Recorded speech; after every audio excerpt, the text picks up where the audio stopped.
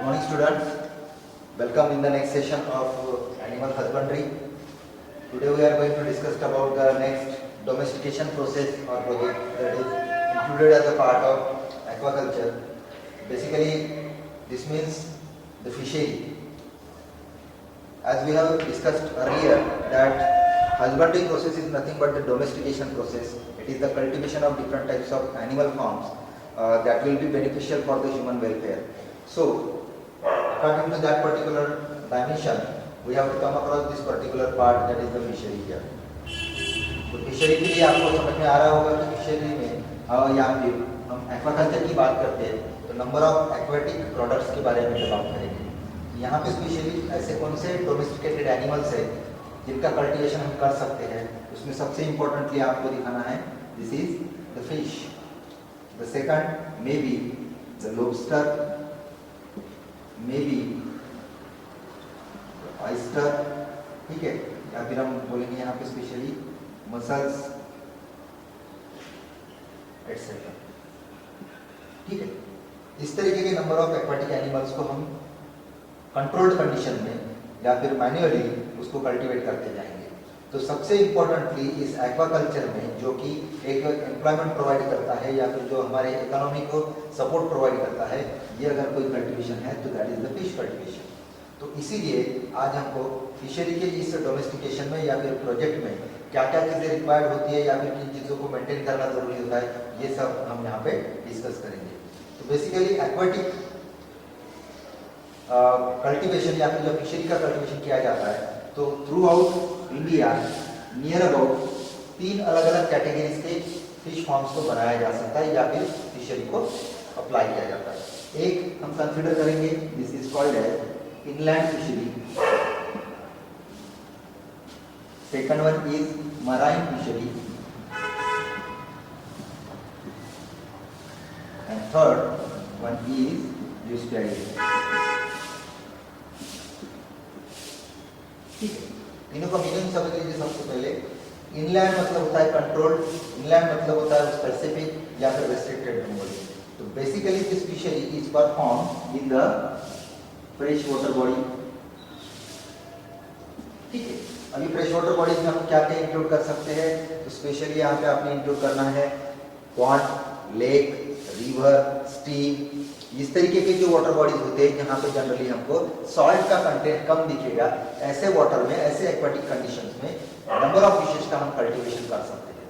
For example consider करेंगे तो यहाँ पे फ्रेश वाटर बॉडीज में कल्टीवेट होने वाले जो डोमेस्टिकेट होने वाले जो पर्टिकुलर फिशेस है उनमें रोहू फिश का नाम आपने सुना होगा, लेबियोरोइता करके, कटला कटला नाम का एक फिश होता है, दूसरा आप देखेंगे तो सीरीनम रिगला, जिसको रिगल फिश कहा जाता है। इस तरीके के फिशेस को या फिर इंडियन कार्प्स को हम जनरली क्या करेंगे, इनलैंड फिशरी में कल्टीवेट करेंगे। दूसरा जो टाइप हम यहाँ पे डिस्कस कर रहे हैं वो है मराइन फिशरी। मराइन मतलब जिसको हम बोलेंगे सॉल्टी वाटर। तो basically it is perform in the sea water, आप बोल सकते हो कि ओशन वाटर ऑल्सो। तो सी वाटर या फिर ओशन वाटर में जहाँ पे सॉल्टी कंटेंट ज्यादा होता है, सॉल्ट का प्रेजेंस ज्यादा होता है, उस वाटर को हम जनरली मराइन वाटर बोलते हैं। और उस मराइन वाटर के अंदर जितने भी नंबर ऑफ फिशेस का कल्टीवेशन, कैप्चरिंग या फिर उसका कलेक्शन हम करेंगे, उस फिशरी को हमने मराइन फिशरी में इंक्लूड करना है। तो यहाँ पे सी वाटर में मिलने वाले तो कौन से फिशेस हो सकते हैं, तो कुछ जनरलाइज एग्जाम्पल्स हम देखेंगे। आपने पॉम्परेट का नाम सुने होंगे, सर्पिडॉन का नाम सुने होंगे आपने, ठीक है। उसके बाद में आप देखेंगे सार्डिनेला नाम का फिश होता है, उसका भी नाम आपने सुने होंगे। तो इस तरीके बॉम्बे डक नाम का एक फिश है। तो अलग अलग टाइप के डिफरेंट वेराइटीज के फिशेस आपको मिलेंगे, अलग अलग स्पीसीज मिलेंगे जो कि सी वाटर में या फिर मराइन वाटर में हम कल्टीवेट करेंगे या फिर उसको हम कलेक्ट करते जाएंगे। तीसरा पार्ट है जो थोड़ा सा आपके लिए शायद नया हो सकता है, तो ईस्टरियन फिशरी। ईस्टरियन मतलब क्या है, ये यहाँ पे परफॉर्म की जाती है ईस्टरी। एक्चुअली ईस्टरी होती क्या है, देखो, the place where the two different kinds of water mix together. ऐसा कौन सी जगह होता है जहाँ पे दोनों अलग अलग तरीके के वाटर का मैचिंग होता है, कोलैबोरेशन होता है, मिक्सिंग होता है। तो आपको पता होगा कि जो बड़े बड़े रिवर्स होते हैं, उन लार्ज रिवर्स को जब ओशन वाटर के साथ में मिक्स करना पड़ता है तो वहाँ पे एक पॉइंट ऑफ कॉन्टैक्ट जनरेट होता है जहाँ पे रिवर वाटर मतलब फ्रेश वाटर सॉल्टी वाटर के साथ मिक्स होना शुरू हो जाता है। मतलब रिवर से आने वाला वाटर डायरेक्टली रिलीज कहाँ पे किया जाएगा, सी वाटर में या फिर ओशन वाटर में। तो उस प्लेस को, उस पॉइंट को हमने इस्चुरी करके नाम दिया है। तो यहाँ पे भी बहुत सारे लोग आप देखेंगे जो फिशरी के प्रोसेस को कंप्लीट करवा सकते हैं। तो उनके लिए बेनिफिटेड क्या होगा, एक तो फ्रेश वाटर फिशेज भी अवेलेबल होंगे और कुछ आपको मराइन वाटर फिशेज भी अवेलेबल होंगे। तो आपने टाइप ऑफ वाटर या फिर प्लेस ऑफ वाटर, इसके हिसाब से एक्वाटिक कंडीशन को आपने इन 3 अलग अलग फिशरी में डिवाइड करना है। तो इंग्लैंड में फ्रेश वाटर, मराइन वाटर मतलब सी वाटर, एंड इस्टुरियन फिशरी मतलब जो होता है इस्टुरी जगह पे, जिसको हम बोलते हैं it is the point of collaboration between river and the ocean water. ये 3 टाइप समझ में आ गया आप लोगों को। इसके बाद में चलते हैं कि फिशरी कितने तरीके से कंप्लीट किया जा सकता है। तो फिशरी को कंप्लीट करने के लिए हम 2 डिफरेंट लेवल के लिए स्टडी दिखा सकते हैं। एक है फिश कल्चर को हम मोनोकल्चर बोलेंगे, और एक यूज किया जाता है पॉलीकल्चर। नाम से ही आपको आइडिया क्लियर हो चुकी होगी। मोनो मतलब सिंगल। तो हम ऐसी जगह पे या फिर किसी भी प्लेस में, किसी भी वाटर बॉडी में अगर सिंगल स्पीसीज, सिंगल टाइप के फिश को अगर हम कल्चर कर सकते हैं, वहाँ पे कल्टीवेट कर सकते हैं, उसको मोनोकल्चर कहा जाता है। जैसे एक आधा पर्टिकुलर पॉन्ड ले लीजिए जहाँ पे सिर्फ हमको लेबियो नाम की फिश ही मिलती है एबंडेंट क्वांटिटी में, या फिर कोई दूसरा प्लेस ले लीजिए जहाँ पे हमको ग्रीगल नाम की फिश मिलती है। तो इस तरीके के अगर सिंगल स्पीसीज को अगर ग्रो करना हम चाहेंगे तो उस कल्चर की मेथड को हमको मोनोकल्चर मतलब सिंगल स्पीसीज का कल्टीवेशन होता है। पॉलीकल्चर में होता है मिक्स कल्चर। मिक्स मतलब आपको लेबियो रोहिका भी मिलेगा, रीगल भी मिलेगा, कटला फिश भी मिलेगा, और दूसरे टाइप के भी आपको फिशेस मिलेंगे। मतलब एक ही वाटर में, एक ही एक्वाटिक बॉडी में आपको मल्टीपल वेराइटी के वहाँ पे क्या दिखेंगे, फिशेस के टाइप्स दिखेंगे। तो उस कंडीशन को हमने मिक्स कल्चर या फिर पॉलीकल्चर करके नाम देना है।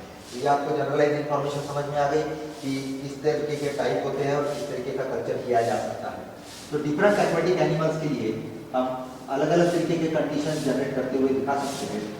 लेकिन बेसिकली अगर आपको फिशरी का फॉर्म डेवलप करना है तो मैं थोड़ा सा रिप्रेजेंटेटिव डायग्राम बना के बताता हूँ। ये अगर एक पर्टिकुलर फॉर्म है तो यहाँ पे आपको फिशरी फॉर्म जनरेट करना है, तो बेसिकली आपको अलग अलग तरीके के टैंक्स बनाने पड़ेंगे इस तरीके से। ठीक है, फिश के लाइफ साइकिल के हिसाब से, फिश के ग्रोइंग कंडीशन के हिसाब से आपने इन टैंक्स को डिवाइड करना है। तो कैसे डिवाइड करेंगे, अगर हम प्राइमरी बेसिस पे सीड्स को कलेक्ट करते हैं, सीड्स मतलब क्या से एग्स, अगर सीड्स को कलेक्ट करेंगे तो सीड से या फिर एग से फिर उनका लाइफ स्पैन स्टार्ट होता है, कल्टीवेशन स्टार्ट होता है। तो हमको क्या करना है, एग्स को, फर्टिलाइज एग्स को सबसे पहले कहाँ पे पोर्ट प्लेस करेंगे,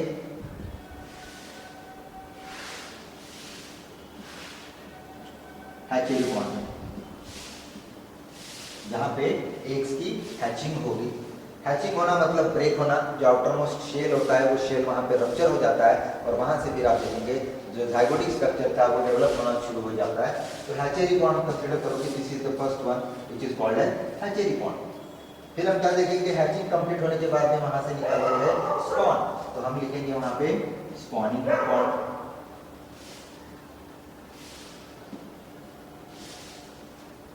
ये सेकंड लेवल पे, तो हम इसको लिखेंगे सेकंड नंबर। फिर थर्ड लेवल पे क्या होता है, वहां पे नर्सरी पॉन्ड, हम यहाँ पे थर्ड नंबर देंगे। फिर उसके बाद में क्या आता है, फोर्थ नंबर पे रेयरिंग पॉन्ड, हम लिखेंगे यहाँ पे फोर्थ नंबर रेयरिंग पॉन्ड, और फिर लास्ट में लिखेंगे स्टॉकिंग पॉन्ड। ये एक दूसरे के साथ कनेक्टेड होते हैं। तो मैन्युअली हमको क्या करना है, सीड्स का हैचिंग होने के बाद में फिर स्पॉनिंग पॉन्ड में उनको पोर करना है, रिलीज करना है। स्पॉनिंग पॉन्ड में उनका फीडिंग वगैरह सब चीज़ें प्रोवाइड करने के बाद फिर उनका नर्सरी पॉन्ड में भेजना पड़ेगा। जैसे उनका साइज ग्रो होना शुरू हो जाता है फिर हम उसको एक प्रॉपर न्यूट्रिशनल वैल्यूज प्रोवाइड करेंगे, नरिशमेंट सप्लाई करेंगे, और फिर उसके बाद में हम देखेंगे कि वहाँ पे नर्सरी पॉन्ड से डेवलप होने के बाद में रेयरिंग पॉन्ड की तरफ हम शिफ्ट करना शुरू करेंगे। रेयरिंग पॉन्ड उसके एज के हिसाब से और उनके ग्रोथ के हिसाब से हम मल्टीपल नंबर्स में ले सकते हैं। तो रेयरिंग पॉन्ड ये 1 हो गया, ये 2 हो गया, ये 3 हो गया, ये 4 हो गया, ऐसा कंसिडर करो। ये 5 रेयरिंग पॉन्ड होंगे, और लास्ट में फिर हम लिखेंगे यहाँ पे 6 नंबर पे वो रहेगा स्टॉकिंग पॉन्ड, जहाँ पे हमको ग्रोन फिशेज को स्टॉक करना है, वहाँ पे स्टोर करना है। लेकिन क्या इन सभी चीज़ों को मेंटेन करने के लिए कुछ रिक्वायरमेंट्स की जरूरत होती है या नहीं होती है? हर एक स्टेज में फीडिंग मटेरियल डिफरेंट होता है, तो डिफरेंट स्टेज के लिए डिफरेंट फीडिंग मटेरियल प्रोवाइड करना जरूरी है। उनके क्लाइमेटिक कंडीशंस को मेंटेन करना जरूरी है, उनके वाटर के कंडीशन को मेंटेन करना जरूरी है, और दूसरी चीज वाटर के कुछ केमिकल कंपोजिशंस के बारे में भी ध्यान में रखना जरूरी है। क्यों? अगर ये particular pond infectious free condition में नहीं रहेंगे तो especially you can see that there is a chances to develop the proper infection condition. So maybe there is a viral, fungal, or maybe the bacterial disease can be easily attacked there, and by that you can consider there is a spoilage of the fish. तो fish के spoilage को avoid करने के लिए आप लोगों को यहाँ पे अलग अलग इन्फेक्शियस कंडीशंस को भी अवॉइड करते हुए दिखाना है। तो ये एक जनरलाइज स्ट्रक्चर हो जाता है हैचरी से लेकर स्टॉकिंग पॉइंट तक, जहाँ पे नंबर ऑफ फिशेस को आप कल्टिवेट कर सकते हो। तो फिश के हैबिट के हिसाब से आप वहाँ पे नंबर ऑफ स्पेसीज को अप्लाई कर सकते हो। जब एक बार आपके पास में स्टॉकिंग पॉइंट रेडी हो गया, नंबर ऑफ फिशेस वहाँ पे कल्टीवेट हो गए, ग्रो हो गए, फिर आपको क्या पता होना जरूरी है, तो मैंने जैसे पहले दिन बताया था आपको कि अवेलेबिलिटी ऑफ द मार्केट। तो मार्केट वहाँ पे अवेलेबल है या नहीं है, ये भी चीज आपको देखना पड़ेगा वहाँ पे। तो जब तक आप मार्केट के लिए देखोगे, तो इस स्टॉकिंग पॉइंट से निकलने के बाद मार्केट एरिया में शिफ्ट करने तक बीच में जो टाइम एरा होता है, उस टाइम एरा में आपको फिश का स्पॉइलेज जो है वो अवॉइड करना है। तो उसको किस तरीके से अवॉइड किया जा सकता है? तो basically you can apply the different types of preservation methods. आपको अलग अलग लेवल के प्रिजर्वेशन मेथड्स के बारे में पता होना जरूरी है, क्योंकि स्पॉइलेज टाइम इसका बहुत कम है, बहुत कम टाइम में इसके ऊपर इंफेक्शन आना शुरू हो जाता है और फिश स्पॉइल हो जाती है। तो मार्केट में पहुंचते पहुंचते आपका फिश स्पॉइल ना हो, इसीलिए प्रिजर्वेशन के अलग अलग मेथड्स होने चाहिए। तो जनरलाइज लेवल पे आप लोगों को बहुत सारे प्रिजर्वेशन के मेथड्स पता होंगे, जिसमें चिलिंग का मेथड हम यूज करते हैं, डीप फ्रीजिंग का मेथड हम यूज करते हैं, कैनिंग का मेथड यूज करते हैं, ठीक है। उसके बाद में आइसिंग का मेथड हम बोल सकते हैं, वहाँ पे वो भी होता है, सन ड्राइंग का मेथड होता है। तो depending on the condition and the situation you can apply the different types of preservation method. तो फिर ये फिशरी को हम अप्लाई क्यों करते हैं, फिश का कल्टीवेशन किस लिए करते हैं? सबसे बड़ा बेनिफिट तो ये आपको पता है कि it will provide the nourishment और फूड, ठीक है। ये फीडिंग मटेरियल करके, हेल्थी फीडिंग मटेरियल करके यूज किया जाता है। दूसरी चीज अगर आप फीडिंग के अलावा आप देखोगे तो ये एम्प्लॉयमेंट प्रोवाइड करने के लिए भी बेस्ट बिजनेस कंसिडर किया जाता है, स्मॉल स्केल इंडस्ट्री कंसिडर की जाती है। और इससे ज्यादा जो फिशरी से निकलने वाले बाय प्रोडक्ट्स होते हैं, उनका भी यूटिलाइजेशन आप ह्यूमन वेलफेयर के लिए कर सकते हो, जिसमें फिश मैन्योर बनाया जा सकता है, कुछ आप देखोगे फर्टिलाइजर्स बनाए जाते हैं मैन्योर्स के बाद में, कुछ आप देखोगे वहाँ पे बायो फर्टिलाइजर जैसी चीजें होती है। साइड में अगर कोई प्लांटेशन होता है तो वही जो डेड फिशेस होता है उसका कंटेंट आप वहाँ पे अप्लाई करके दे सकते हो। तो जो वेस्ट मटेरियल यहाँ से निकलेगा वो वेस्ट मटेरियल आप दूसरे किसी क्रॉपिंग इंडस्ट्री में वहाँ पे इजीली अप्लाई कर सकते हो। तो इसीलिए सिर्फ फीडिंग मटेरियल प्रोवाइड करना ये बेनिफिट नहीं है। तो मेडिसिनल पर्पज के लिए भी फिश का यूज हो सकता है, जैसे आपने लिवर ऑयल सुनी होगी, फिश लिवर ऑयल सबसे बेस्ट होता है मेडिसिन पर्पज के लिए। पेंट्स में भी कुछ फिश के कंटेंट को यूज किया जाता है। तो डिफरेंट फिशेस को डिफरेंट लेवल के लिए यूटिलाइजेशन मिल सकता है। तो ये सब चीजें आपने एक्वाकल्चर या फिर फिशरी में ध्यान में रखना है। तो उसके preservation method, type of tank या फिर पॉन्ड, और उसके बाद में देखेंगे तो उनका यूटिलाइजेशन या फिर एप्लीकेशन, और इसमें सभी चीजें exam point of view important रहेगी। तो आप लोगों ने अच्छे से इसको समझना है। और अगर कुछ डाउट रहते हैं तो कमेंट सेक्शन में पोस्ट कर सकते हो आप लोग, उसको हम क्लैरिफाई करने की कोशिश करेंगे। This is all about related with the aquaculture.